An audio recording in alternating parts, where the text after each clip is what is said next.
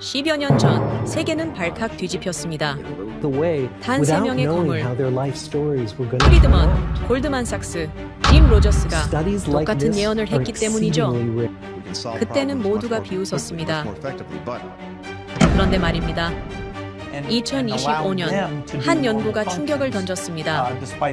전 세계 200여 개국, 상위 0.4%, 예측치를 넘어선 국가는 단 한 나라뿐이었습니다. 도대체 어떻게 이런 일이 가능했을까요? 지정학은 세계에서 가장 위험하고 자원 비율은 0%에 근접한 땅. 그럼에도 지금 세계 질서가 이 나라를 중심으로 재편되고 있습니다. 이 정도면 정말 독특한 현상이 아닐 수 없죠. 전문가들은 말합니다. 우린 분명히 무언가를 놓쳤다. 그리고 그 해답은 그 나라에 있다. 그리고 이 모든 이야기의 끝에는 단 하나의 이름이 기다리고 있습니다. 그 나라는 바로 대한민국입니다. 지금부터 그 놀라운 현장 속으로 들어가 보시죠. 미국에서 날아온 충격적인 이야기. 바로 시작합니다. 그리고 지금 어디에서 시청하고 계신지 댓글로 남겨주세요. 여러분의 이야기도 듣고 싶습니다. 그 전에 잠깐 1초 만에 누를 수 있는 좋아요 버튼을 꾹 눌러주시면 영상 제작에 큰 힘이 됩니다. 그럼 바로 사연 시작하겠습니다. 안녕하세요. 제 이름은 일론 마이클이라고 합니다. 하버드에서 오랫동안 문명을 연구했지만 이번만큼은 제가 배운 모든 것이 흔들렸습니다. 조롱받던 예언이 어떻게 교과서가 되었는지 지금부터 말씀드리려 합니다. 사실 처음엔 한국이라는 나라가 제 연구 대상이 아니었어요. 동아시아를 생각하면 당연히 일본이 먼저 떠올랐고 그 다음이 중국이었죠. 일본은 세계 3위 경제대국이었고 중국은 인구 14억의 거대한 시장을 가진 나라였습니다. 제 동료 교수들도 모두 그 두 나라에 집중하고 있었어요. 하지만 오늘날 상황은 완전히 달라져 있었습니다. 제 조카가 K-팝을 듣고 있었고 학생들은 한국 드라마 이야기를 나누고 있었죠. 캠퍼스 카페에선 한국어를 배우는 청년들이 늘어나고 있었으며 전 세계 어디를 가도 한국 문화를 접할 수 있었습니다. 저는 문득 의문이 들었어요. 불과 20년 전만 해도 한국은 아시아에서 그저 작은 나라 중 하나였는데 지금은 남녀노소 연령 불문하고 한국을 모르는 사람이 없을 정도로 영향력이 커져 있었습니다. 이건 단순한 유행이 아니었어요. 문화의 파급력이었으며 국가 브랜드의 상승이었습니다. 그래서 저는 한국에 대한 자료를 모으기 시작했어요. 경제 지표부터 기술 혁신까지 하나씩 살펴보기 시작했죠. 그러던 어느 날 저녁이었습니다. 하버드 연구실에서 평소처럼 자료를 정리하고 있었고 책상 위엔 각국의 경제 보고서들이 쌓여 있었어요. 커피 한 잔을 마시며 유튜브를 켰습니다. 그냥 잠깐 쉬려고 말이죠. 그런데 추천 영상 하나가 눈에 들어왔는데 제목이 조지 프리드먼 10년 전 예언한 한국의 미래였어요. 조지 프리드먼이라는 이름을 보는 순간 저는 마우스를 멈췄습니다. 그는 전 세계 정보기관들이 가장 신뢰하는 민간 전략가면서 스트래포라는 정보 분석 기관의 창립자이기도 했죠. 미국 정부 CIA와 영국 MI6도 그의 자문을 구하는 인물이었습니다. 저는 호기심에 영상을 클릭했는데 화면엔 10여 년 전 CNN 스튜디오가 나타났어요. 프리드먼이 단호한 표정으로 카메라를 향해 말하고 있었습니다. 한국은 21세기 초강대국이 될 것이다. 그들은 가장 위험한 지정학적 조건을 가졌지만 오히려 그걸 역으로 이용해 최강의 국가로 도약할 능력을 가진 이들이다. 그의 목소리엔 확신이 가득했죠. 하지만 그 순간 CNN 앵커가 비웃듯 웃었습니다. 저는 화면을 멈췄습니다. 그리고 댓글창을 천천히 내리기 시작했죠. 댓글들이 제 눈을 사로잡았습니다. 프리드먼이 맞았다는 게 믿기지 않는다.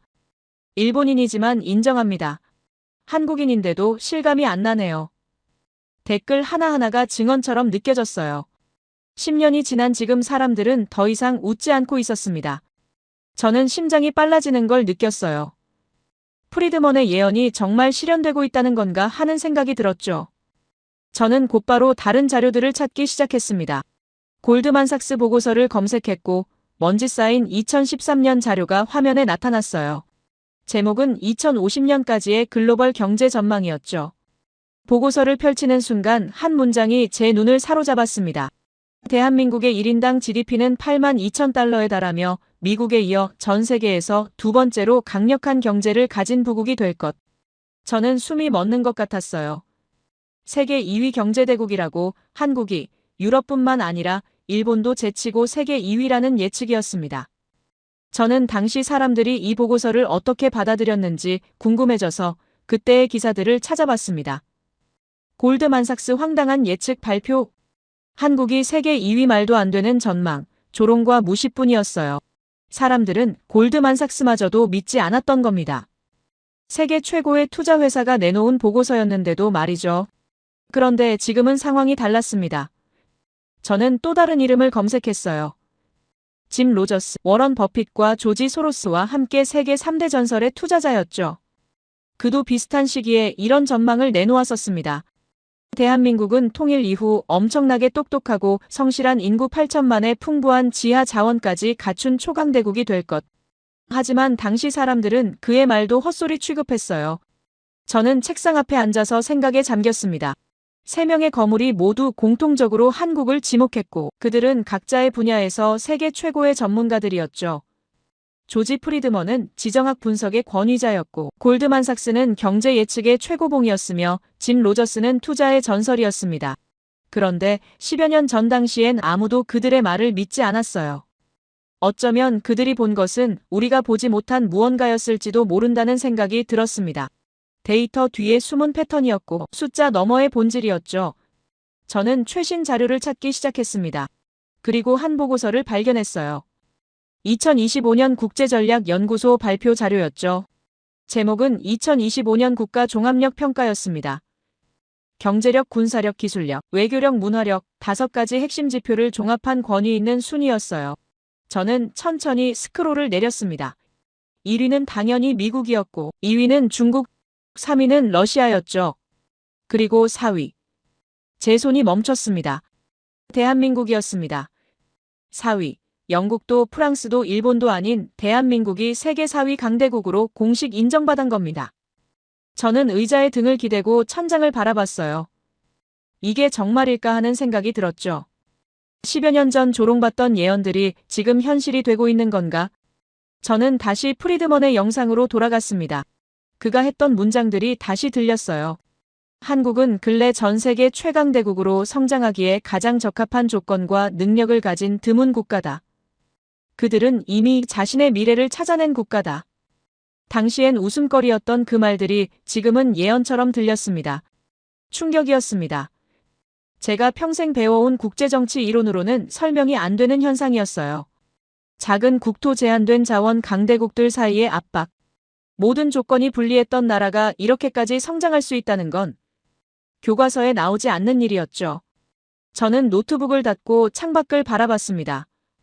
하버드 캠퍼스의 가로등이 반짝이고 있었고 제 머릿속엔 하나의 질문만 맴돌았어요.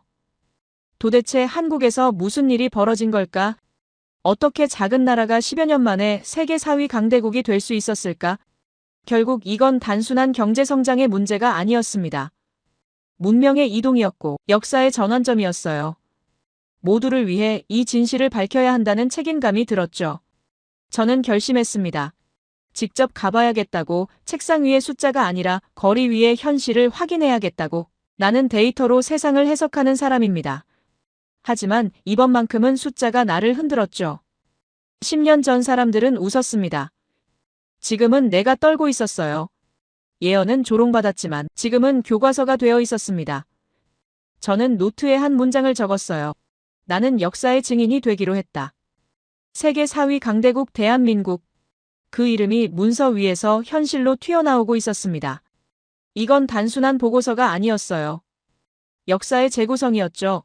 그날 밤 저는 잠을 이룰 수 없었습니다. 내일 아침 가장 먼저 할 일은 서울대학교 배영우 교수에게 이메일을 보내는 것이었습니다. 세계 4위 강대국 대한민국, 그 이름이 문서 위에서 현실로 튀어나오고 있었습니다. 이건 단순한 보고서가 아니었어요. 역사의 재구성이었죠. 그날 밤 저는 잠을 이룰 수 없었습니다. 내일 아침 가장 먼저 할 일은 서울대학교 배영우 교수에게 이메일을 보내는 것이었습니다. 사실 배영우 교수를 알게 된 건 우연이었어요. 제 연구실 조교인 로버트가 같은 학과에 친하게 지내는 한국인 학생이 있었는데 그 학생이 어느 날 로버트에게 이야기했다고 합니다. 자기 친척 중에 서울대학교에서 경제학을 가르치는 교수가 있다는 내용이었죠. 한국의 경제 발전과 국제관계를 연구하는 분이라고 했습니다. 로버트는 제가 최근 한국에 관심을 보이는 걸 알고 있었기 때문에 그 이야기를 바로 저에게 전해줬어요. 저는 그 순간을 기억합니다. 로버트가 쪽지에 적어준 이메일 주소를 보면서 이게 운명 같다는 생각이 들었어요. 애초에 제가 한국을 연구하려던 것도 아니었고 배영우 교수라는 이름도 처음 들었지만 생각해보면 이 모든 연결고리가 너무 완벽하게 맞아떨어지고 있었습니다. 다음 날 새벽 6시였습니다. 저는 평소보다 2시간 일찍 일어나서 연구실로 향했어요. 캠퍼스는 아직 조용했고 아침 안개가 건물 사이로 흐르고 있었죠. 저는 책상 앞에 앉아서 노트북을 열었습니다. 커서가 깜빡이는 빈 화면을 한참 바라보다가 천천히 타자를 치기 시작했어요. 수신인은 배영우 교수였고 제목은 한국의 미래에 관한 연구 협력 요청이었습니다. 저는 신중하게 문장을 골랐어요. 하버드 대학교에서 국제문명 전략학을 가르치는 일론 마이클이라고 소개했고 10여 년 전 조지 프리드먼과 골드만삭스 그리고 짐 로저스가 한국에 대해 내놓은 예언들이 현실화되고 있다는 내용을 적었습니다. 저는 이 현상의 진실을 직접 확인하고 싶다고 썼어요. 이메일을 쓰면서 저는 망설였습니다. 혹시 제가 미쳤다고 생각하지 않을까 하는 걱정이 들었죠. 세계적인 석학들의 예언을 믿는다는 게 비과학적으로 들리지 않을까 싶었습니다. 하지만 저는 마지막 문장을 적었어요. 제가 미친 것입니까? 아니면 세상이 바뀐 겁니까? 전송 버튼을 누르는 순간 제 심장이 뛰는 소리가 들렸습니다. 저는 커피를 마시며 답장을 기다렸습니다. 한국은 지금 저녁 시간일 테니까 내일쯤 답이 올 거라고 생각했죠. 그런데 놀랍게도 불과 3시간 뒤에 새 메일 알림이 떴습니다. 배영우 교수로부터 온 답장이었어요. 이메일을 열었습니다. 첫 문장부터 제 예상을 뒤엎었죠. 일론 교수님 미친 게 아니라 당신은 깨어난 것이라고 적혀 있었습니다. 데이터는 거짓말하지 않고 숫자는 진실을 말한다는 내용이 이어졌어요. 하지만 한국의 진짜 힘은 숫자가 아닌 사람에게 있다고 했습니다. 직접 보지 않겠느냐고 물으면서 3주간 안내하겠다고 제안했죠. 저는 화면을 보며 숨을 크게 들이쉬었습니다. 배 교수의 답장은 단순한 수락이 아니었어요. 확신이었고 초대였죠. 사람에게 있습니다라는 문장이 제 머릿속에서 계속 맴돌았습니다. 기술도 경제도 아닌 사람이라니? 그게 대체 무슨 의미일까요? 저는 곧바로 답장을 보냈습니다. 꼭 방문하고 싶다고 감사하다는 말을 전했죠. 배 교수의 이메일엔 한 가지 당부가 담겨 있었습니다. 선입견을 내려놓고 오라는 것이었어요. 한국은 책으로 배우는 곳이 아니라 현장에서 느껴야 하는 나라라고 했죠. 저는 잠시 생각에 잠겼습니다. 그의 말이 맞았습니다. 저는 이미 머릿속에 한국에 대한 이미지를 그려놓고 있었습니다. 빠른 발전, 높은 기술력, 효율적인 시스템. 하지만 배 교수의 말은 그게 전부가 아니라고 일깨워주고 있었죠. 과거 제가 연구했던 강대국들이 떠올랐습니다. 영국은 산업혁명으로 세계를 지배했고 미국이었다면 2차례 세계대전을 거치며 패권을 잡았죠. 프랑스는 문화로, 독일은 기술로 각자의 방식으로 강해졌습니다. 그런데 한국은 어떤 방식이었을까요? 그날 오후 동료 교수 제임스가 제 연구실로 찾아왔습니다. 그는 커피 한 잔을 건네며 물어왔어요. 요즘 한국 자료만 보는 것 같던데. 무슨 일이냐고 저는 솔직하게 말했습니다. 한국이 세계 4위 강대국으로 평가받았고 직접 가서 확인하고 싶다고 했죠. 제임스는 코웃음을 쳤습니다. 한국이 영국보다 위라는 게 말이 되느냐고, 과대평가 아니냐는 반응이었죠. 저는 그의 눈을 똑바로 보며 답했습니다. 나도 10년 전까지는 그렇게 생각했다고 말이에요. 제임스가 다시 물어왔습니다. 지금은 어떻게 생각하느냐고. 저는 솔직하게 고백했습니다.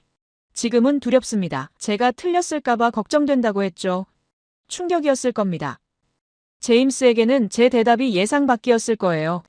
그는 잠시 말없이 저를 바라보더니 조심스럽게 물어왔습니다. 정말 진심이냐고. 저는 고개를 끄덕이며 답했습니다. 3명의 석학이 같은 예언을 했고 그게 실현되고 있다는 사실을 말했죠. 제임스는 한숨을 쉬며 의자에 앉았습니다. 자네가 그렇게까지 말한다면 뭔가 있긴 한가 보다고 했어요. 하지만 조심하라고 실망할 수도 있다고 덧붙였죠. 저는 미소를 지었습니다. 실망하더라도 직접 보고 판단하겠다고 말했어요. 그게 학자의 도리 아니냐고 되물었습니다. 그날 저녁 저는 항공권 예매 사이트를 열었습니다. 보스턴에서 인천까지 직항편을 검색했고 2주일 뒤 출발편을 선택했어요. 결제 버튼을 누르는 순간 제 손이 떨렸습니다. 이건 단순한 출장이 아니었어요. 모험이었고 도전이었죠. 예약 완료 화면이 떴습니다. 인천국제공항 ICN, 그 세 글자가 제 인생을 바꿀 거라는 예감이 들었어요. 저는 노트에 메모했습니다. 25년간 나는 강대국을 연구했다 하지만 이번엔 내가 시험 받는 기분이다. 저는 한국에 대한 자료를 다시 한번 검토하기 시작했습니다. 먼저 경제 지표부터 살펴봤어요. 한국의 1인당 GDP는 이미 일본을 추월한 상태였고 구매력 기준으로는 영국과 거의 동등한 수준이었습니다. 기술 분야를 파헤쳐봤더니 반도체 시장 점유율이 60%였고 특허 출원 건수는 세계 4위였죠. 점진적으로 성장한 게 아니었습니다. 폭발적이었고 상상 그 이상이었어요. 연구개발 투자 비율은 GDP 대비 4.8%로 세계 2위였고 이건 강력하게 미래에 투자하고 있다는 증거였습니다. 이런 상황에서도 한국은 멈추지 않고 계속 앞으로 나아가고 있었죠. 군사력 항목도 예상을 벗어났습니다. 방산 수출액이 지난 3년간 300% 급증했고 2025년 기준 세계 4위 무기 수출국으로 기록되어 있었어요. K-전차 천국 미사일 FA-50 전투기가 유럽과 중동 시장을 장악하고 있다는 내용이었죠. 이건 말도 안 되는 성장 속도였습니다. 문화력은 더 설명할 필요가 없었어요. 넷플릭스에서 한국 콘텐츠가 비영어권 1위를 차지했고 BTS와 블랙핑크가 빌보드를 장악했습니다. 한국 드라마와 영화 K-팝은 전 세계를 이끄는 대중문화의 기준을 바꿔놓았죠. 한국어 학습자가 전 세계적으로 급증하고 있다는 통계도 눈에 띄었습니다. 저는 노트북을 닫고 창밖을 바라봤습니다. 하버드 캠퍼스의 가로등이 반짝이고 있었어요. 제 마음속엔 묘한 감정이 일었습니다. 이건 우연이 아니라는 확신이 들었어요. 한국은 전략적으로 체계적으로 모든 분야에서 성장해왔고 그 결과가 지금 숫자로 나타나고 있었죠. 비행기 예약 확인 메일을 다시 열어봤습니다. 2주일 뒤 인천행 직항편, 이제 현장에서 직접 확인할 시간이었어요. 저는 가방을 꺼내서 짐을 싸기 시작했습니다. 노트와 펜, 카메라와 녹음기, 그리고 열린 마음을 준비했죠. 출발 전날 밤이었습니다. 저는 연구실에 홀로 남아서 마지막 점검을 했어요. 책상 위엔 한국에 관한 보고서들이 쌓여 있었고 벽에는 세계 지도가 걸려 있었죠. 저는 지도 위에 한반도를 손가락으로 가리켰습니다. 작은 땅덩어리였지만 그 안에 담긴 이야기는 거대했어요.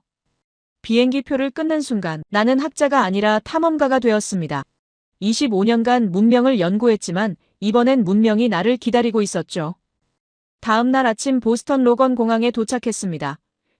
체크인 카운터 앞에 긴 줄이 늘어서 있었고 저는 가방을 끌며 천천히 앞으로 나아갔어요. 인천행 직항편, 14시간의 비행이 시작될 참이었죠. 기내에 앉아서 창밖을 바라봤습니다. 보스턴의 스카이라인이 점점 작아지고 있었어요. 저는 비행 중에 노트를 펼쳤습니다. 지난 2년 전 일본 출장 때 메모가 눈에 들어왔어요. 도쿄 나리타 공항에서 와이파이를 연결하는 데만 30분이 걸렸고 영어 안내판을 찾기가 어려웠다는 내용이었죠. 택시기사와 대화하려 했지만 의사소통이 거의 불가능했던 기억이 떠올랐습니다. 호텔 체크인할 때도 영어가 통하지 않아서 손짓 발짓으로 설명해야 했어요. 10시간이 넘게 지나고 기내 방송이 흘러나왔습니다. 곧 인천국제공항에 착륙한다는 안내였죠. 한국에 도착한 첫 순간 무언가 다른 공기를 느꼈습니다. 공항 내부는 밝았고 깨끗했죠. 안내판은 한글과 영어가 동시에 표기되어 있었고 어디로 가야 할지 한눈에 알 수 있었습니다. 자동 입국 심사대로 향했습니다. 여권을 스캔하고 지문을 찍었더니 불과 30초 만에 통과됐어요. 저는 시계를 확인했습니다. 비행기에서 내려서 입국 심사를 마치기까지 겨우 8분이 걸렸죠. 도쿄에서는 1시간 넘게 줄을 서야 했던 기억이 떠올랐습니다. 짐을 찾으러 갔습니다. 컨베이어 벨트가 이미 돌고 있었고 제 가방이 나오기까지 채 5분도 걸리지 않았어요. 저는 놀라움을 감추지 못했습니다. 이 속도는 뭐죠? 모든 게 마치 정밀하게 설계된 기계처럼 작동하고 있었습니다. 공항 로비로 나왔습니다. 저는 스마트폰을 꺼냈어요. 무료 와이파이를 검색했더니 즉시 연결됐습니다. 속도를 테스트해봤죠. 500메가가 넘었습니다. 도쿄에서는 와이파이 비밀번호를 찾느라 30분을 헤맸는데 여긴 3초 만에 해결됐어요. 저는 문자를 보냈습니다. 배영우 교수에게 도착했다고 알렸죠. 답장이 즉시 왔습니다. 도착 게이트 앞에서 기다리고 있다고 했어요. 저는 주변을 둘러봤습니다. 수백 명이 동시에 움직이고 있었지만 질서가 자연스럽게 흘렀습니다. 명령이 아닌 습관처럼 느껴졌죠. 도착 게이트를 나서자 한 남성이 손을 들어 저를 반겼습니다. 배영우 교수였어요. 40대 중반으로 보이는 그는 깔끔한 인상이었고 정장 차림에 안경을 쓰고 있었습니다. 그가 다가오며 유창한 영어로 말했어요. 악수를 나누며 저는 답했습니다. 공항 시스템이 인상적이었다고 입국 심사가 너무 빨라서 놀랐다고 말했죠. 배 교수는 미소를 지었습니다. 이건 시작에 불과하다고 했어요.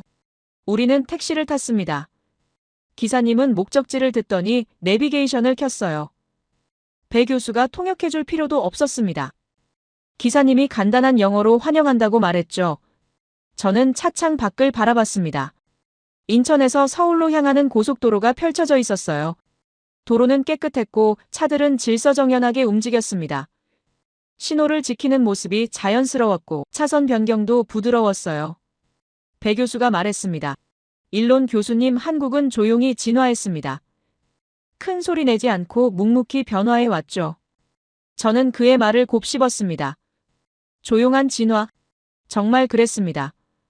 한국은 세계에 자랑하지 않고 스스로를 발전시켜 온 거죠.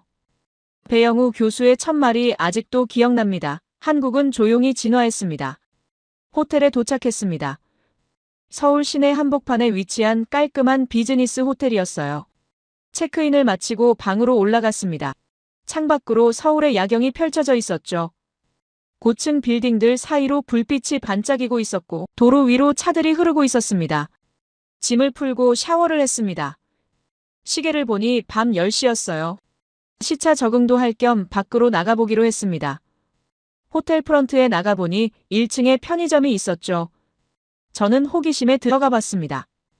편의점 문을 열고 들어섰습니다. 24시간 영업이라는 표시가 붙어 있었어요. 내부는 밝았고 정돈되어 있었습니다. 도시락부터 음료수까지 삼각김밥부터 라면까지 없는 게 없었죠. 저는 바나나 우유 1개와 삼각김밥 2개를 집었습니다. 계산대로 갔습니다. 직원이 미소를 지으며 인사했어요. 신용카드를 내밀자 바로 결제가 됐습니다. 간단한 영어로 감사하다는 인사를 건넸죠. 저는 편의점을 나와서 거리를 걸었습니다. 밤 10시, 가을바람이 선선하게 불어왔습니다. 산책하기 딱 좋은 날씨였어요. 저는 천천히 걸으며 주변을 관찰했습니다. 거리는 밝았고 사람들이 여전히 오가고 있었죠. 놀라운 건 여성들이 혼자 걷고 있다는 것이었습니다. 젊은 여성이 이어폰을 끼고 조깅을 하고 있었고 회사원으로 보이는 여성이 편의점에서 나와 집으로 향하고 있었어요. 밤 10시인데도 전혀 불안해 보이지 않았습니다. 저는 보스턴을 떠올렸어요. 밤 10시에 혼자 거리를 걷는 건 상상하기 어려운 일이었죠. 이게 한국의 치안이구나. 저는 생각했습니다. 숫자로 측정되는 게 아니라 사람들의 표정으로 느껴지는 거였어요. 밤 10시에 여성이 혼자 조깅할 수 있는 나라, 이게 진짜 선진국이 아닐까요? 호텔로 돌아오는 길에 배 교수에게서 문자가 왔습니다. 내일 아침 9시에 호텔 로비에서 만나자고 했어요. 첫 일정은 국립중앙박물관이라고 적혀 있었죠. 저는 궁금해졌습니다. 박물관이요. 기술이나 공장이 아니라 박물관을 먼저 가는 이유가 뭘까? 방으로 돌아와서 노트북을 열었습니다. 국립중앙박물관을 검색해봤어요. 세계 6위 박물관이라는 설명이 나왔습니다.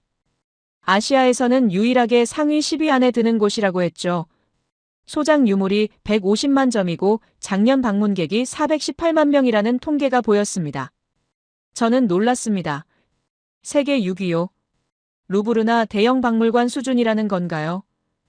배 교수가 왜 박물관을 첫 일정으로 잡았는지 이해가 가기 시작했어요.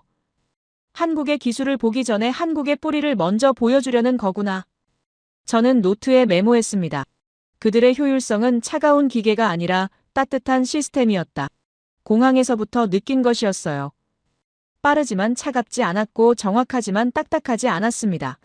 시스템이 사람을 위해 작동하고 있었죠. 다음 날 아침 엘리베이터를 타고 로비로 내려갔습니다. 배영우 교수가 소파에 앉아서 신문을 읽고 있었어요. 제가 다가가자 그는 시계를 보지도 않고 미소를 지으며 일어났습니다. 저는 미안하다고 말했어요. 햇살이 너무 좋아서 창밖을 바라보다 늦었다고 했죠. 배 교수는 괜찮다고 했습니다. 서울의 가을은 정말 아름답다고 덧붙였어요.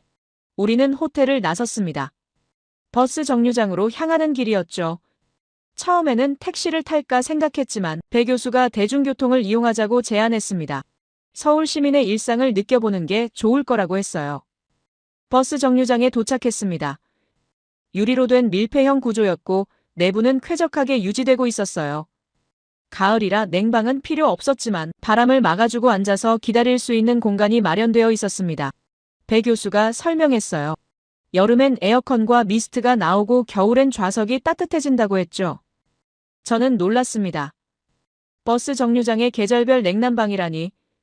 이런 건 보스턴에서는 상상도 할 수 없는 일이었어요. 전광판에는 버스 도착 시간이 실시간으로 표시되고 있었습니다. 버스를 타고 내려서 배 교수를 따라 지하로 내려갔어요. 역 내부는 밝았고 안내판이 한글과 영어로 동시에 표기되어 있었습니다. 개찰구를 통과해서 승강장으로 향했죠. 승강장에 도착하자 제 눈에 들어온 게 있었습니다. 스크린도어였어요. 선로와 승강장 사이에 투명한 문이 설치되어 있었습니다. 배 교수가 설명했어요. 안전을 위한 장치라고 했죠. 사람들이 선로로 떨어지는 사고를 막기 위해서라고 했습니다. 저는 고개를 끄덕였어요. 미국도 이런 시스템이 필요한데 아직 설치된 곳이 거의 없었죠. 제 눈에 특별한 좌석이 들어왔습니다.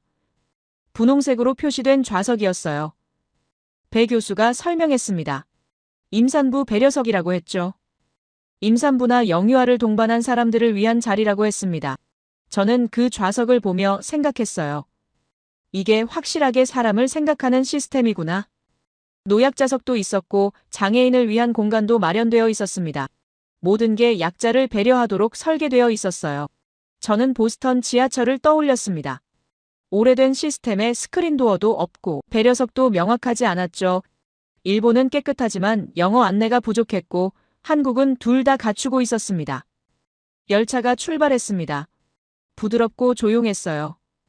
배 교수가 말했습니다. 곧 도착할 거라고. 국립중앙박물관은 지하철역과 바로 연결되어 있다고 했죠. 저는 창밖을 바라봤습니다. 지하철 터널을 지나가는 동안 저는 생각했어요. 이 나라는 정말 사람을 중심에 두고 있구나. 역에 도착했습니다. 우리는 내려서 박물관으로 향하는 통로를 걸었어요. 통로는 넓었고 깨끗했습니다. 안내판이 곳곳에 설치되어 있어서 길을 잃을 염려가 없었죠. 에스컬레이터를 타고 올라가자 거대한 건물이 눈앞에 나타났습니다. 국립중앙박물관이었어요. 현대적인 건축 양식과 전통적인 요소가 조화를 이루고 있었고 이 규모는 예상을 뛰어넘었어요. 배 교수가 말했습니다. 세계 6위 박물관이라고 말하면서 아시아에서는 오직 이곳만 상위 10위 안에 든다고 했죠. 입구로 들어갔습니다. 로비는 밝았고 천장이 높았어요. 자연광이 쏟아져 들어오고 있었고 사람들이 조용히 움직이고 있었습니다. 배 교수가 티켓을 끊었어요. 상설 전시는 무료라고 했습니다. 저는 놀랐어요. 이렇게 큰 박물관이 무료라니. 우리는 전시실로 향했습니다. 첫 번째로 들어간 곳은 선사시대 전시실이었어요. 큐레이터가 친절하게 맞이했고 전시 배치가 체계적이었습니다. 시대별로 정리되어 있었고 각 유물마다 한글과 영어 설명이 병기되어 있었죠. 저는 천천히 걸으며 유물들을 관찰했습니다. 청동기 시대의 도구들이 전시되어 있었고 고대 토기들이 유리 케이스 안에 보관되어 있었어요. 설명이 쏙쏙 들어왔습니다. 간결하면서도 핵심을 담고 있었죠. 저는 메모를 하기 시작했어요. 다음 전시실로 이동했습니다. 삼국시대관이었어요. 그곳에서 저는 멈춰 섰습니다. 금관이 눈앞에 있었죠. 신라 금관이었습니다. 1500년 전 작품이라고 적혀 있었어요. 저는 숨을 멈췄습니다. 정교함이 역대급이었어요. 금관의 세밀한 장식들을 보며 저는 생각했습니다. 1500년 전에 이렇게 정교한 기술이 있었다니. 현미경도 없던 시대에 이런 작품을 만들어낸 장인들의 손길이 느껴졌어요. 배 교수가 옆에서 말했습니다. 우리 조상들은 그때부터 디테일을 추구했다고 했죠. 저는 고개를 끄덕였습니다. 이제는 이해가 가기 시작했어요. 삼성의 3나노 공정이 우연이 아니라는 것이 1500년 전 금관을 만들던 그 정교함이 지금의 반도체를 만들고 있었던 거죠. 금관의 정교함 앞에서 나는 삼성 반도체가 떠올랐습니다. 다음은 고려시대 전시실이었습니다. 청자가 진열되어 있었어요. 고려 청자의 푸른 빛은 독특했습니다. 배 교수가 설명했어요. 중국도 재현 못한 색이라고 비추색이라고 부르는 이 색깔은 고려만의 비법이었다고 했죠. 저는 청자를 보며 메모했습니다. 완벽주의는 유전자에 각인되어 있다고 1500년 전장인들이 만든 청자가 지금의 K전차를 만들었다. 기술의 연속성이 보였어요. 과거가 현재를 만들고 있었습니다. 곧이어 한글 전시관으로 이동했습니다. 세종대왕이 창제한 훈민정음이 전시되어 있었어요. 배 교수가 설명했습니다. 1443년에 만들어진 과학적 문자체계라고 누구나 하루 만에 배울 수 있도록 설계되었다고 했죠. 저는 한글 자음과 모음을 살펴봤습니다. 체계적이었고 논리적이었어요. 발음 기관의 모양을 본떠 만들었다는 설명을 읽었습니다. 저는 감탄했어요. 500년 전에 이런 과학적 사고가 있었다니, 이게 지금 한국의 빠른 교육과 연결된다는 걸 깨달았죠. 저는 노트를 펼쳤습니다. 오늘 본 것들을 정리하기 시작했어요. 금관의 정교함, 청자의 완벽한 색깔, 한글의 과학성, 모든 게 하나로 연결되고 있었습니다. 이건 우연이 아니라 필연이었어요. 배 교수가 말했습니다. 일론 교수님, 작년에만 418만 명이 이곳을 다녀갔다고. 저는 놀랐어요. 그렇게 한참을 관람을 하고 우리는 다시 지하철을 탔습니다. 호텔로 돌아가는 길이었어요. 저는 창밖을 보며 생각했습니다. 한국의 기술은 우연이 아니라 필연이었다. 금관을 만들던 정교함이 반도체를 만들고 거북선을 만들던 혁신이 무기를 만들고 있었죠. 호텔 방으로 돌아왔습니다. 침대에 앉아서 노트를 펼쳤어요. 오늘 본 것들을 정리했습니다. 다음 날 아침 저는 일찍 일어나서 준비를 마치고 로비로 내려갔습니다. 배영우 교수가 이미 기다리고 있었고 오늘은 특별한 일정이라며 미소를 지었어요. 수원에 있는 삼성 반도체 단지와 경기도 방산 전시관을 방문할 예정이라고 했죠. 저는 기대감에 가슴이 두근거렸습니다. 어제 본 5000년 역사가 오늘 어떤 기술로 구현되는지 확인하게 될 테니까요. 우리는 택시를 타고 수원으로 향했습니다. 서울에서 수원까지는 1시간 정도 걸렸고 차창 밖으로 경기도의 풍경이 펼쳐졌어요. 고층 빌딩들이 점점 줄어들고 공단 지역이 나타나기 시작했죠. 배 교수가 말했습니다. 곧 도착할 거라고. 이곳이 한국 반도체 산업의 심장이라고 했어요. 거대한 건물들이 보이기 시작했습니다. 삼성 반도체 공장이었어요. 규모가 상상을 초월했습니다. 축구장 수십 개를 합친 것보다 더 큰 건물들이 줄지어 서 있었고 주차장에는 수천 대의 차량이 빼곡히 들어차 있었죠. 배 교수가 설명했어요. 이곳에서만 수만 명이 일하고 있다고 했습니다. 우리는 방문자 센터로 향했습니다. 외부인은 공장 내부로 직접 들어갈 수 없었기 때문에 전시관과 자료실에서 설명을 듣기로 했어요. 보안이 철저했습니다. 신분증을 제시하고 방문 목적을 밝혀야 했죠. 배 교수가 사전에 예약을 해놨기 때문에 우리는 특별 자료실로 안내받을 수 있었습니다. 자료실에 들어섰습니다. 벽면 가득 대형 스크린이 설치되어 있었고 중앙에는 회의 테이블이 놓여 있었어요. 삼성 측 안내 담당자가 우리를 맞이했고 배 교수가 통역을 해주기로 했죠. 스크린에 영상이 재생되기 시작했습니다. 반도체 제조 공정을 보여주는 영상이었어요. 처음에는 모래에서 시작한다는 설명이 나왔습니다. 규소를 추출해서 웨이퍼를 만든다고 했어요. 그 웨이퍼 위에 회로를 새기는 과정이 화면에 나타났죠. 저는 숨을 멈추고 봤습니다. 머리카락 굵기의 10만 분의 1 크기로 회로를 새긴다는 설명이었어요. 배 교수가 자료를 꺼냈습니다. 삼성의 3나노 공정에 관한 기술 문서였어요. 그가 설명하기 시작했습니다. 3나노는 3나노미터 단위로 회로를 새기는 기술이라고 했죠. 현재 세계에서 이 기술을 보유한 곳은 삼성과 대만 TSMC 두 곳뿐이라고 했습니다. 저는 자료를 보며 놀라움을 감추지 못했습니다. 3나노미터요. 이건 사람의 눈으로는 볼 수 없는 크기였어요. 배 교수가 비유를 들어 설명했습니다. 만약 머리카락 한 올을 축구장 크기로 확대한다면 3나노는 연필 굵기 정도라고 했죠. 그 미세한 단위로 회로를 새긴다는 게 믿기지 않았습니다. 스크린에 웨이퍼 사진이 나타났습니다. 손바닥만 한 크기의 원형판이었어요. 배 교수가 설명을 이어갔습니다. 이 웨이퍼 하나에 수백 개의 칩이 들어간다고 했어요. 그 칩 하나하나가 스마트폰이나 컴퓨터의 두뇌가 된다고 했죠. 웨이퍼를 보는 순간 나는 세계의 심장을 본 기분이었습니다. 안내 담당자가 생산량에 대해 설명했습니다. 배 교수가 통역해줬어요. 이 공장에서 생산되는 반도체가 전 세계 메모리 반도체 시장의 60%를 차지한다고 했습니다. 디램은 거의 독과점 수준이라고 했죠. 저는 고개를 끄덕이며 메모했습니다. 세계 경제가 이곳에 의존하고 있다는 뜻이었어요. 배 교수가 또 다른 자료를 보여줬습니다. 연구개발 투자 현황이었어요. 삼성은 매년 수십조 원을 연구개발에 투자하고 있다고 했습니다. 이건 한국 GDP의 4.8%에 해당하는 규모라고 했죠. 이제는 이해가 갔습니다. 기술 격차를 벌리기 위한 투자였고 미래를 준비하는 전략이었어요. 저는 배 교수에게 물어봤습니다. 어떻게 이런 기술을 개발할 수 있었느냐고. 배 교수가 웃으며 답했어요. 어제 본 금관을 기억하시냐고 물었습니다. 1500년 전장인들의 정교함이 지금의 반도체를 만들고 있다고 했죠. 완벽을 추구하는 DNA가 대를 이어 전해져 온 거라고 설명했습니다. 간단한 점심 식사 이후에 경기도 방산 전시관으로 이동했습니다. 수원에서 차로 30분 정도 걸렸어요. 거대한 전시장 건물이 나타났고 입구에는 태극기가 펄럭이고 있었습니다. 배 교수가 말했습니다. 한국의 또 다른 자랑이라고 이곳에서 한국이 만든 무기들을 볼 수 있다고 했죠. 전시장 안으로 들어섰습니다.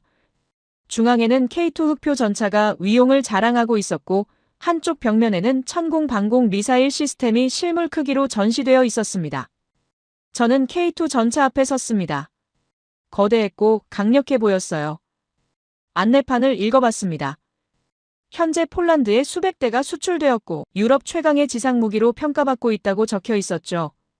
배 교수가 덧붙여 설명했습니다. 루마니아와 노르웨이도 도입을 추진 중이라고 했어요. 저는 전차를 한참 바라봤습니다. 50년 전만 해도 한국은 무기를 사야 했던 나라였다는 생각이 들었어요. 그런데 지금은 유럽과 중동에 최첨단 무기를 파는 나라가 되어 있었죠. 50년 전 무기를 사던 나라가 이제는 파는 나라가 되었다는 사실이 실감났습니다. 천공 미사일 전시 코너로 이동했습니다. 대형 스크린에 천공의 요격 영상이 재생되고 있었어요. 적 미사일을 정확하게 격추하는 장면이었죠. 배 교수가 설명했습니다. UAE와 사우디가 도입을 추진하고 있다고 했어요. 중동의 방공망을 한국 무기가 책임지게 될 거라고 했습니다. 저는 영상을 보며 놀라움을 금치 못했습니다. 기술 수준이 예상을 뛰어넘었어요. 미국도 인정하는 성능이라고 배 교수가 덧붙였습니다. 실전 검증은 물론이고 가격 대비 성능이 뛰어나서 여러 나라가 관심을 보이고 있다고 했죠. 전시관 한쪽에는 세계 지도가 걸려 있었습니다. 한국 방산 수출국을 표시한 지도였어요. 폴란드, 루마니아, 호주, 이집트, 필리핀, 노르웨이, 붉은 점이 전 세계에 박혀 있었습니다. 안내판에는 2022년 기준 방산 수출 세계 4위라고 적혀 있었죠. 단 3년 만에 이룬 성과라는 설명도 있었어요. 저는 지도를 보며 감탄했습니다. 영국과 프랑스가 수백 년간 쌓아온 방산 시장을 한국이 불과 10년 만에 따라잡았다는 게 믿기지 않았어요. 어떤 분야에서는 이미 앞질렀다는 생각이 들었죠. 이런 건 단순한 기술력만으로는 불가능한 일이었습니다. 안내 직원이 우리에게 다가왔습니다. 배 교수가 제 신분을 밝혔고 직원은 더 자세한 설명을 해주겠다고 했어요. 그가 말했습니다. 한국 무기가 잘 팔리는 이유는 성능도 성능이지만 우리는 약속을 지키기 때문이라고 했죠. 납기, 품질, 애프터 서비스까지 모든 걸 책임진다고 했습니다. 저는 그 말에 고개를 끄덕였습니다. 신뢰가 곧 국력입니다라는 그 한마디가 마음에 깊이 새겨졌어요. 기술만으로는 부족하다는 걸 알았죠. 신뢰가 있어야 했고 한국은 그 둘을 모두 가지고 있었습니다. 그들은 말 대신 증명으로 신뢰를 쌓고 있었다는 확신이 들었어요. 전시관 출구 쪽에는 영상실이 있었습니다. 우리는 들어가서 앉았어요. 스크린에는 한국 방산의 역사를 담은 다큐멘터리가 재생되고 있었죠. 1950년대 아무것도 없던 시절부터 시작해서 지금의 세계 4위 수출국이 되기까지의 과정이 담겨 있었습니다. 영상을 보며 저는 목이 메었습니다. 생각보다 훨씬 더 깊이 와닿았어요. 이건 단순한 산업의 성장이 아니었습니다. 생존을 위한 몸부림이었고 자립을 향한 여정이었죠. 전쟁의 폐허에서 시작해 이제는 다른 나라를 지켜주는 무기를 만들고 있다는 게 감동적이었어요. 영상이 끝나고 우리는 밖으로 나왔습니다. 저녁 햇살이 전시관 건물을 비추고 있었어요. 배 교수가 물어왔습니다. 어떠냐고 저는 답했습니다. 예상보다 훨씬 더 감동적이었다고 기술뿐 아니라 의지를 봤다고 말했죠. 배 교수가 미소를 지었습니다. 내일은 한국의 문화를 보러 간다고 했어요. 청계천과 광화문을 방문할 예정이라고 했죠. 저는 기대가 됐습니다. 기술과 무기를 봤으니 이제 문화를 볼 차례였어요. 택시를 타고 호텔로 돌아오는 길이었습니다. 저는 차창 밖을 보며 오늘 하루를 되돌아봤어요. 그날 밤 저는 처음으로 한국인이 부러웠습니다. 자신의 나라가 세계를 이끌고 있다는 자부심을 가질 수 있다는 것이 부러웠어요. 한국은 조용히, 그러나 확실하게 세계의 중심이 되고 있었다는 확신이 들었습니다. 다음 날 배 교수님은 한국의 문화를 경험할 날이라고 청계천과 광화문을 방문할 거라고 했죠. 저는 설렘을 느꼈습니다. 기술과 무기를 봤으니 이제 한국의 부드러운 힘을 볼 차례였어요. 그는 오늘은 좀 더 편하게 걸어다니며 서울의 일상을 느껴보자고 제안했어요. 우리는 지하철을 타고 청계천역으로 향했습니다. 주말 아침에 지하철은 평일보다 한산했고 가족 단위 승객들이 눈에 띄었죠. 청계천역에서 내려 계단을 올라가니 넓은 광장이 나타났습니다. 그리고 그곳에서 저는 믿을 수 없는 광경을 마주했어요. 도심 한복판인데 맑은 물이 흐르는 하천이 있었습니다. 고층 빌딩들 사이로 자연이 살아 숨쉬고 있었죠. 저는 하천가로 다가갔습니다. 물소리가 들렸고 작은 물고기들이 헤엄치고 있었어요. 그런데 놀라운 광경이 펼쳐졌습니다. 도심 한복판의 하천에서 백로 한 마리가 우아하게 날아가고 있었습니다. 저는 숨을 멈췄어요. 이게 가능한 일인가요? 배 교수가 옆에서 설명했습니다. 청계천은 복원된 하천이라고 했어요. 과거에는 복개되어 고가도로가 있던 곳인데 20여 년 전 철거하고 하천을 되살렸다고 했죠. 생태계가 돌아오고 시민들의 휴식 공간이 되었다고 설명했습니다. 저는 믿을 수 없다는 표정으로 물었습니다. 도심 한복판에서 고가도로를 철거했다고요. 배 교수가 고개를 끄덕였어요. 교통보다 시민의 삶의 질을 선택한 결정이었다고 했습니다. 처음엔 반대가 많았지만 지금은 서울의 상징이 되었다고 했죠. 우리는 청계천을 따라 천천히 걸었습니다. 하천 양옆으로 산책로가 조성되어 있었고 사람들이 여유롭게 걷고 있었어요. 어떤 이는 책을 읽고 있었고 어떤 이는 벤치에 앉아 물을 바라보고 있었죠. 아이들이 물가에서 뛰어놀고 있었고 연인들이 손을 잡고 걷고 있었습니다. 우리는 청계천을 벗어나 광화문 광장으로 향했습니다. 해질 무렵의 광장은 사람들로 북적였어요.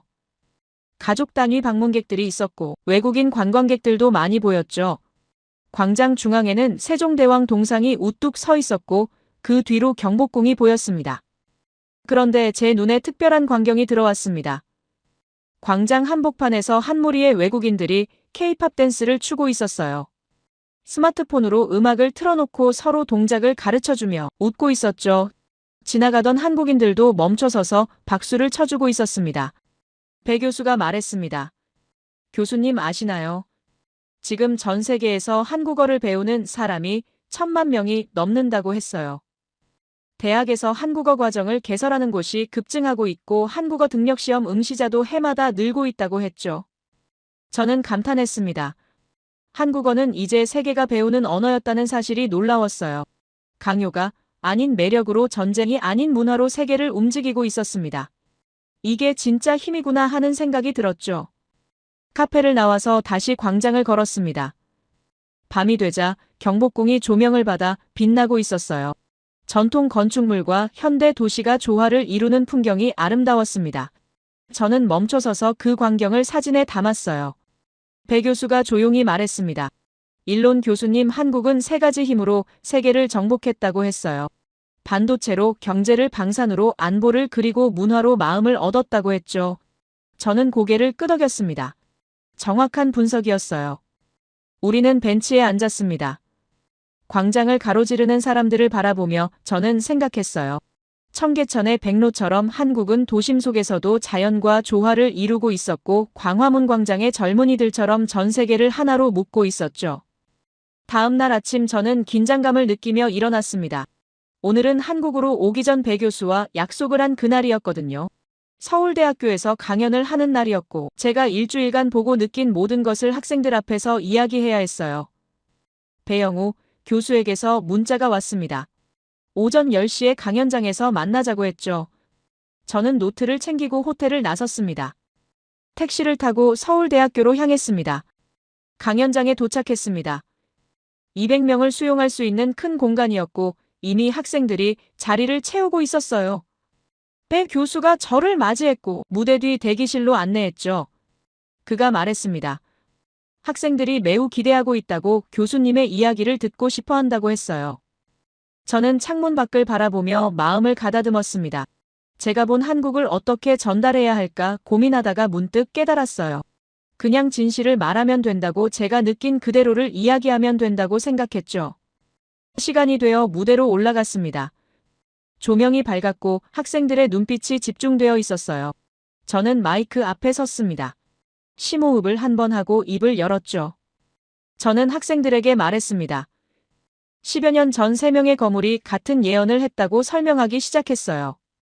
처음에는 저도 믿지 않았다고 고백했습니다. 작은 나라 한국이 영국과 프랑스와 일본을 제치고 세계 4위라는 게 말이 되느냐고 의심했다고 솔직하게 말했어요. 하지만 직접 와서 보니 모든 게 사실이었다고 목소리에 힘을 실어 말했죠. 저는 하버드가 있는 미국과 한국을 비교하기 시작했고, 저는 학생들을 둘러봤습니다. 그들의 눈빛이 달라지고 있었어요. 자부심과 놀라움이 섞인 표정이었죠. 저는 목소리를 높여 말했습니다. 여러분은 너무 겸손합니다라고 직설적으로 말했어요. 한국인들은 자신들이 얼마나 대단한 일을 해내고 있는지 모르는 것 같다고 지적했죠. 미국인들은 아무것도 안 하면서 자랑만 하지만 한국 사람들은 모든 걸 이루면서도 자랑하지 않는다고 대비시켰습니다. 조지 프리드먼의 말을 다시 인용했습니다.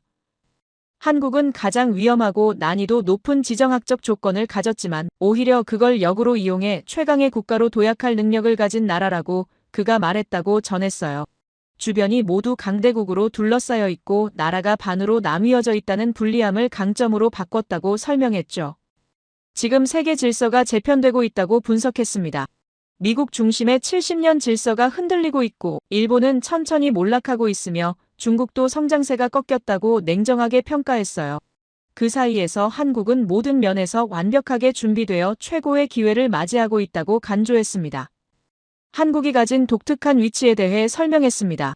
쇠부터 반도체까지 못 만드는 게 없고 만드는 것마다 세계 1위를 만들어내는 전 세계 최강 올라운드 제조업 강국이라고 치켜세웠어요. 거기다 25년 전부터 디지털 문화를 선도했고 지금은 인공지능 시대를 준비하고 있다고 덧붙였죠. 저는 잠시 물을 마셨습니다. 학생들은 숨소리조차 내지 않고 집중하고 있었어요. 저는 다시 말을 이어갔습니다. 하지만 가장 중요한 건 따로 있다고 말했습니다. 한국은 타국을 침탈하거나 수탈하며 성장한 적이 없는 유일한 강대국이라고 간조했어요. 영국은 식민지를 착취했고 미국은 전쟁으로 패권을 잡았지만 한국은 오직 자신의 노력만으로 여기까지 왔다고 목소리에 힘을 실었죠. 그래서 전 세계가 한국을 신뢰한다고 설명했습니다. 중국처럼 경제적으로 강해도 사람들이 싫어하면 진짜 강대국이 될 수 없다고 지적했어요. 하지만 한국은 지금 전 세계인들이 가장 좋아하고 사랑하며 신뢰하는 국가라고 단언했습니다. 한국 문화가 과거 미국 할리우드나 코카콜라가 일으켰던 것 이상의 영향력을 발휘하고 있다고 비교했습니다. 하지만 한국은 힘이 아닌 세상에서 가장 평화로운 방법으로 전 세계를 정복하고 있다고 감동적으로 표현했어요. 그리고 마지막 메시지를 준비했어요. 심호흡을 하고 학생들의 눈을 바라보며 말했습니다. 이제는 당당해져도 된다고 목소리를 높였어요. 여러분은 한국이라는 나라에서 태어난 것을 자랑스럽게 생각해야 한다고 강조했죠. 이건 우연이 아니라 행운이고 특권이라고 말했습니다. 하지만 특권에는 책임이 따른다고 덧붙였습니다.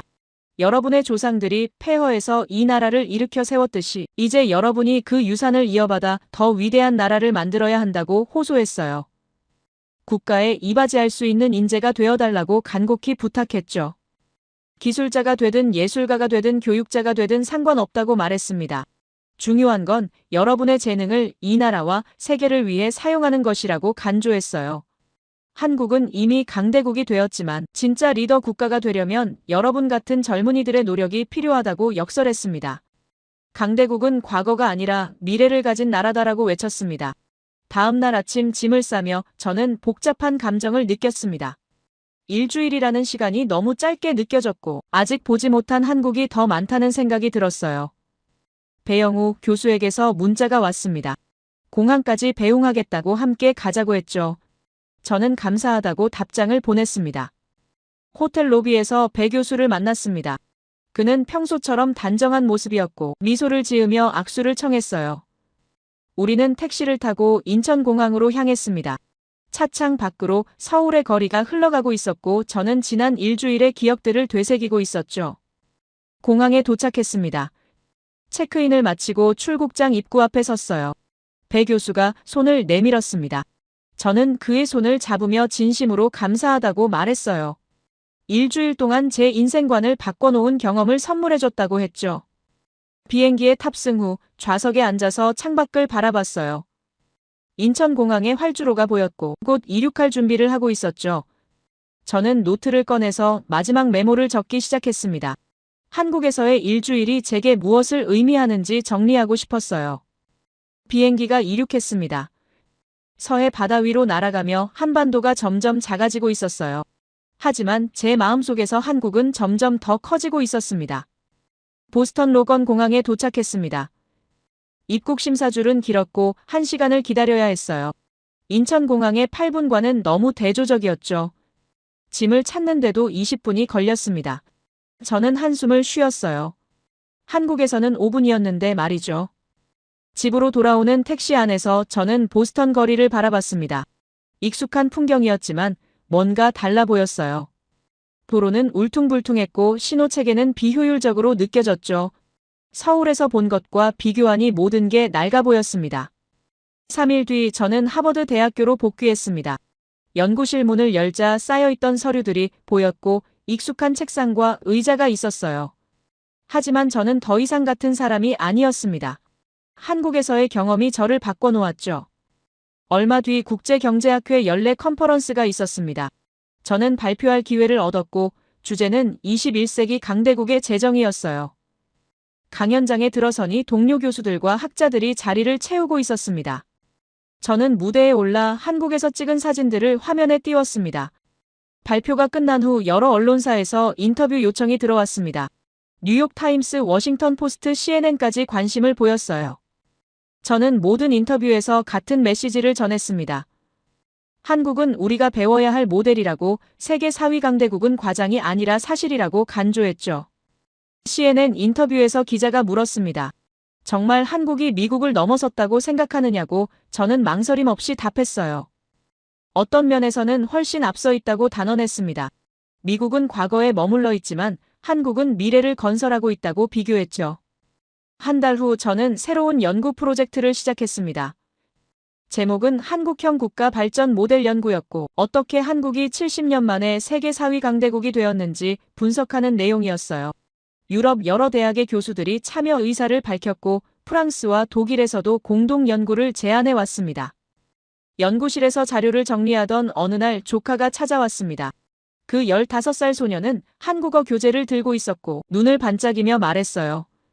삼촌, 제가 한국어로 노래 부를 수 있다고 들어보겠느냐고 물었죠. 저는 미소를 지으며 고개를 끄덕였습니다. 그날 밤 저는 오랜만에 일기를 썼습니다. 나는 평생 강대국을 연구했다고 첫 문장을 적었어요. 그러나 진짜 강대국이 무엇인지는 한국에서야 깨달았다고 이어갔죠.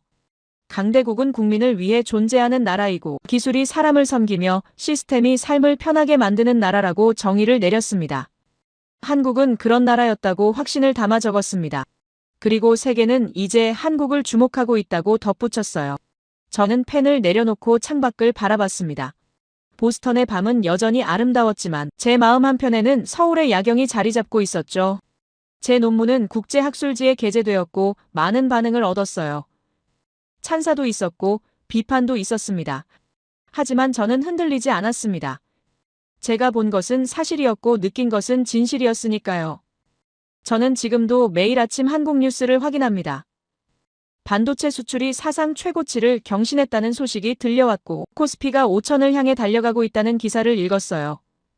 방산 수출도 계속 늘고 있었고 K-팝은 여전히 세계를 열광시키고 있었습니다. 모든 예언이 현실이 되고 있었습니다. 조지 프리드먼이 옳았고 골드만삭스도 맞았으며 짐 로저스의 전망도 실현되고 있었어요. 10년 전 조롱받던 그 예언들이 지금은 교과서가 되어 있었죠. 저는 확신합니다. 20여 년 후 한국은 세계 2위 초강대국이 될 것이라고 믿어요. 아니, 어쩌면 1위가 될지도 모릅니다. 미국이 과거에 안주하는 동안 한국은 미래를 만들어가고 있으니까요. 하지만 가장 중요한 건 따로 있습니다. 한국은 타국을 침탈하지 않고 전쟁을 일으키지 않으며 평화로운 방법으로 세계를 이끌고 있다는 점이에요. 이게 진짜 리더의 모습이고 진정한 강대국의 자격입니다. 저는 학생들에게 말합니다. 한국을 주목하라고, 그들에게서 배우라고 강조해요. 효율성과 배려를 동시에 추구하는 시스템 기술과 인간을 조화시키는 철학 문화로 세계를 감동시키는 방법. 이 모든 걸 한국이 가르쳐주고 있다고 설명합니다. 세계는 변하고 있습니다.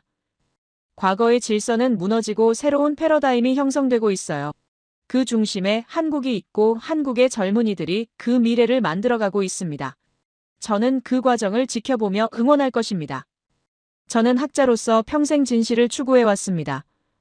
한국에서의 일주일은 제게 가장 값진 진실을 가르쳐줬어요. 강대국은 과거가 아니라 미래를 가진 나라이고 진짜 힘은 무기가 아니라 매력에서 나온다는 것을 말이죠. 제 이야기를 끝까지 들어주셔서 감사합니다. 모두 안녕히 계세요. 오늘의 사연 어떻게 들으셨나요? 감동적인 사연을 주변 사람들과 공유하고 함께 이야기 나눠보세요. 마지막으로 1초밖에 걸리지 않는 구독과 좋아요, 알림 설정은 영상 제작에 큰 힘이 됩니다. 지금까지 감동을 담아 여러분께 진심을 전하는 감동담기였습니다. 오늘 하루도 행복한 하루 보내세요.